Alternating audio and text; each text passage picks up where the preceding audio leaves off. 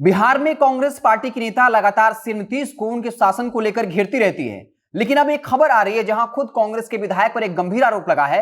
आरोप यह लगा है कि गांव के निवासी को विधायक ने अपने समर्थकों के साथ लोहे के रॉड से और बंदूक की यानी पिस्टल की बट से पीटा और वो युवक गंभीर रूप से घायल हो गया। वो नौबतपुर थाने पहुंचा, एफआईआर दर्ज की और उस युवक जिसका नाम सुधीर है और वो नौबतपुर थाने के नगवा गांव का निवासी है, उसने कहा कि उसका भाई जो है वो एक गर्ल्स विद्यालय में लिपिक के पद पर कार्यरत है और वहां पर कमेटी का चुनाव हो रहा था और विधायक अपने समर्थकों के साथ वहीं बैठा हुआ था। और जैसे ही वो युवा यहां पहुंचता है, वो विधायक कहता है कि देखो गुंडा आ गया है और फिर वो अपने समर्थकों के साथ टूट पड़ते हैं।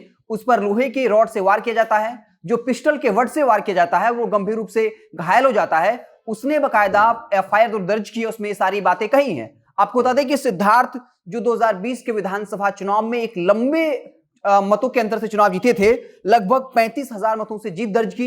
इसके पहले के चुनाव में भी लगभग 44,000 मतों से जो है चुनाव जीता था।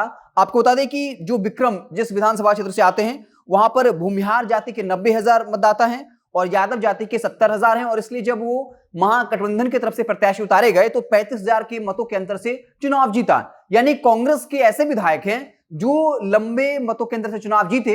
यानी आप समझ जाइए कि कांग्रेस पार्टी के जो नेता हैं, बड़े आलाकमान नेता हैं, वो इस पर कुछ भी कहने से बचते हुए नजर आएंगे। और इसलिए शायद सिद्धार्थ जी को यह लगता है कि वो चूंकि इतना वोट से जीत कर आए, इसलिए सिस्टम या थाना उनका कुछ नहीं बिगाड़ सकता है या पार्टी की तरफ से किसी तरह की कार्रवाई नहीं की जाएगी। इसलिए एक जब आम युवा गांव का अपने भाई से मिलने विद्यालय पहुंचता है, तब विधायक साहब अपने समर्थकों के साथ लोहे की रॉड और बंदूक की नट से इस पर वार कर देते हैं। आपको हालांकि बता दें कि विधायक ने साफ किया है कि ये आरोप जो है वो बिल्कुल बेबुनियाद है, मनगढ़ंत है, इसमें कहीं से कोई सच्चाई नहीं है। हालांकि ये अब जो है जांच का विषय है।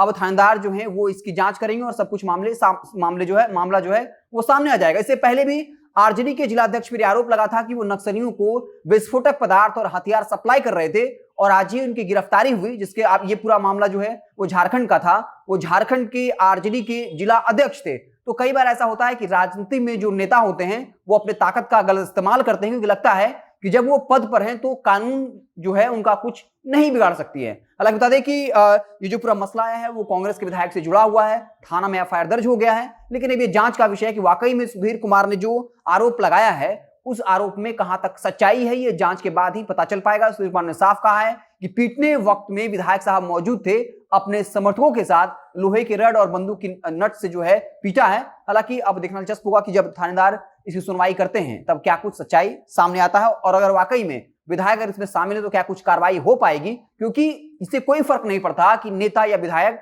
चाहे वो आरजेडी का हो, कांग्रेस का हो, अगर विधायक जी हैं तब कानून उनके साथ अलग से जो है वो रवैया अपनाती है।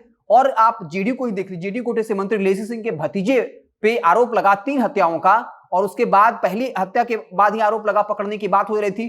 शख्स लगातार जो है थाने में जाकर शिकायत कर रहा था, फिर भी पुलिस उसे सिक्योरिटी नहीं देती है, मारा जाता है। 3 लोगों की हत्या कर दिया, तब जाकर उसे गिरफ्तारी हुई।